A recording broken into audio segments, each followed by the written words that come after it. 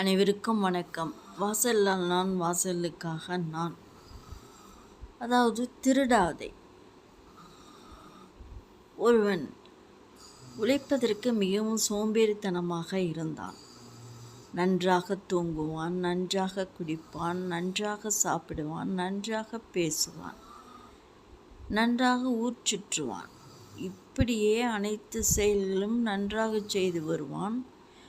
ஆனால் ஒரு காரியம் மட்டும் நன்றாக செய்ய மாட்டான். அது என்ன? திருடுவான். நல்குணம் அல்ல, கெட்ட குணத்தை கொண்டவன்.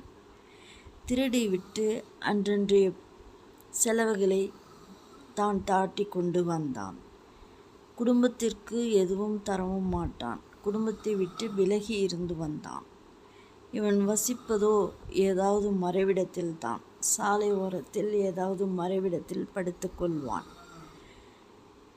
பூங்காவில் எங்காவது பூங்கா ஓரத்தில் படுத்து கொள்வான், பூங்காவை பூட்டியவுடன். இப்படியே காலத்தை ஓட்டி வந்து கொண்டிருந்தான்.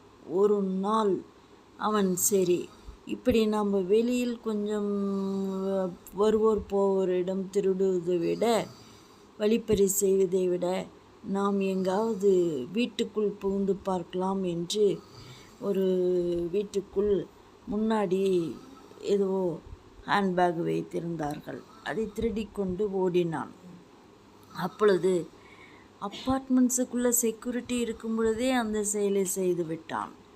அவனை சிசிடிவி கேமராவில் பார்த்துவிட்டு அவன் எந்த பக்கம் ஓடினான், எப்படி போனான், என்ன யார் வீட்டில் மறுபடியும் நோட்டமிட்டான், இப்படியெல்லாம் அலசி பார்த்தார்கள்.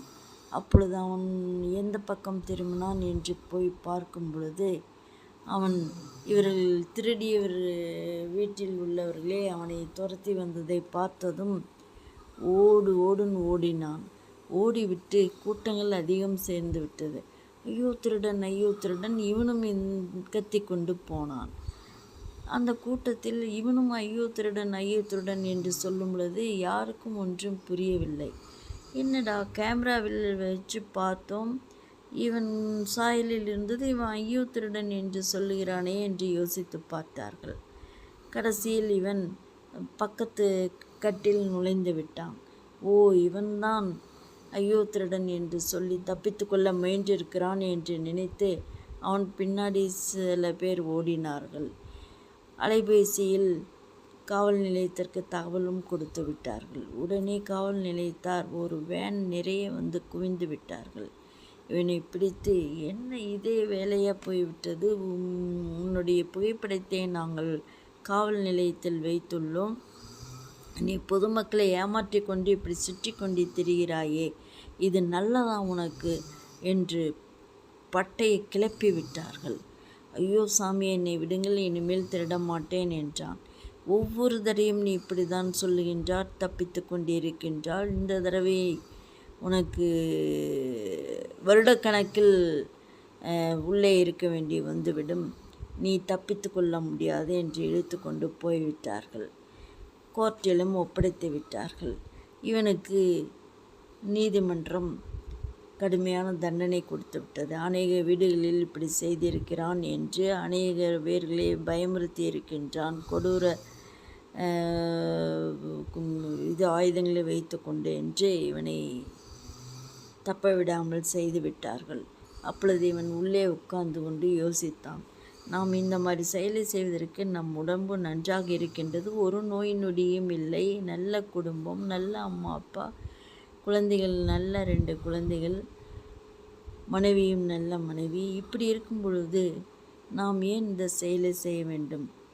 ஏதோ நாம் உழைக்காட்டியும் கூட அவங்க நமக்கு சோறு போட்டிருப்பாங்க. அந்த சோறை சாப்பிட்டுக்கிட்டு ஏதோ வீட்டு வேலையை செஞ்சிட்டாது நம்ம இருந்திருக்கிறோம். படிக்கிற காலத்தில் நம்ம படிக்காமல் விட்டுட்டோம், உழைக்கிற காலத்தில் உழைக்காமல் விட்டுட்டோம். இப்போ திருந்தலாங்கிற நேரத்துக்கு இப்படி உள்ளுக்கு வந்து மாட்டிட்டோம். என்ன செய்யலாம்? 2 நாளைக்கு முன்னாலே நம்ம யோசித்தோமே, அப்போவே இந்த செயலை செய்யாமல் விட்டுருந்தா, யோசித்து பார்த்து விட்டு முடிவெடுத்து விட்டு இந்த செயலை செய்யாமல் இருந்திருந்தால் இப்போ உள்ளுக்கு வந்து சிக்கியிருக்க மாட்டோமே, நம்மளை யாருமே எடுக்க முன் வர மாட்டார்கள். குடும்பத்தார் யாரும் வரமாட்டார்கள், வந்தாலும் நம்மளை தப்பிக்கவும் வழி இல்லை, கேஸ் ஸ்ட்ராங்காகிவிட்டது, என்ன செய்வது என்று கண்ணீர் விட்டு மல்கி கொண்டிருந்தான்.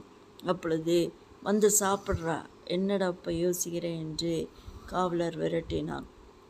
ஜெயில் காவலர் தட்டை தூக்கி கொண்டு சாப்பாட்டை வாங்கி கொண்டு போய் உணவு அருந்தாமல் கண்ணீர் சிந்தி கொண்டிருந்தான். இப்படியே காலங்கள் ஓடியது, வருடங்கள் ஓடியது. கைதிக்கு விடுதலையும் கிடைத்து விட்டது. அதாவது சுதந்திர தினத்தன்று இவனை விடுதலையாக்குவதாக அங்கு ஜெயில் வார்டன் சொன்னார். விடுதலையும் ஆகி வெளியில் வந்தான். ஆனால் தாய் தகப்பன் வீட்டுக்கோ தன் குடும்பத்துக்கோ, அதாவது தன் குடும்பம் என்றால் மனைவி குழந்தைகளை பார்ப்பதற்கோ இவனுக்கு அருகதை இல்லை. இவன் இப்படியே என்ன செய்யலாம் என்று யோசித்து கொண்டிருந்தான். அப்பொழுது அங்கு ஒருவர் வந்தார். ஏப்பா, என்னப்பா யோசித்து கொண்டிருக்கிறாய், நீ யார், எந்த ஊர் என்று கேட்டார். நான் இங்கே குற்றம் புரிந்து இப்படி ஆயிட்டேன், திருந்தி வாழலான்னு நினைக்கிறேன், எனக்கு யார் உன்னை வேலை தருவாங்க என்று சொன்னான்.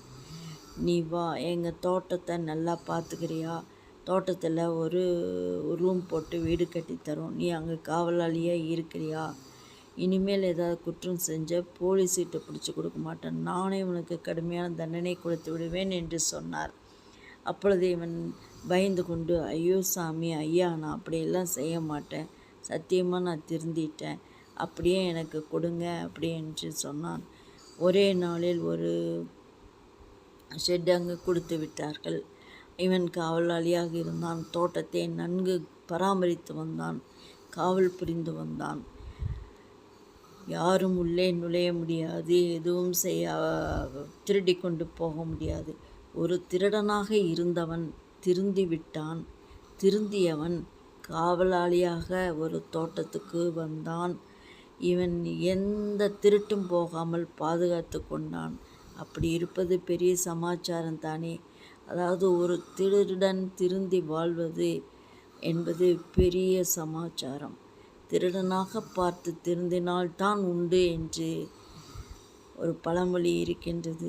அது இவனுக்கு சூட்டபிளாகின்றது. அதாவது திருடிக்கொண்டே இருந்தான். எத்தனை தண்டனை கொடுத்தாலும் திருடிக்கொண்டே தான் இருந்தான்.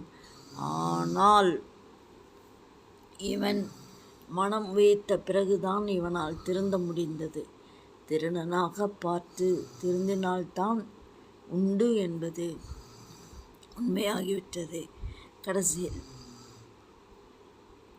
இவன் நல்ல உணவை அருந்து கொண்டு நல்ல உடல் வாகை வைத்து கொண்டு வீட்டிற்கு சம்பளத்தோடு சென்றான். அங்கு யாருக்கும் இவனை அடையாளம் தெரியவில்லை. பெற்றவர்களும் குடும்பத்தாரும் குடும்பத்தில் அனைவருமே இவனை பார்த்து திருதிரவென்று விழித்தார்கள். இவனுடைய காசை யாரும் வாங்கிக் கொள்ள முன்வரவில்லை. திருடிவிட்டு கொண்டு வந்திருக்கிறான் என்று நினைத்து கொண்டார்கள். இவன் திரும்பி சென்று விட்டான். தோட்டத்திலேயே காவலாளியாக இருந்து கொண்டு காலத்தை ஓட்டி வந்தான். அதையே மகிழ்ச்சியாக கொண்டான். அந்த காசை அனாதை ஆசிரமத்துக்கு செலுத்தி விட்டான். மாதம் தன்னுடைய உணவுக்கு உடைக்கு போக பாக்கி காசு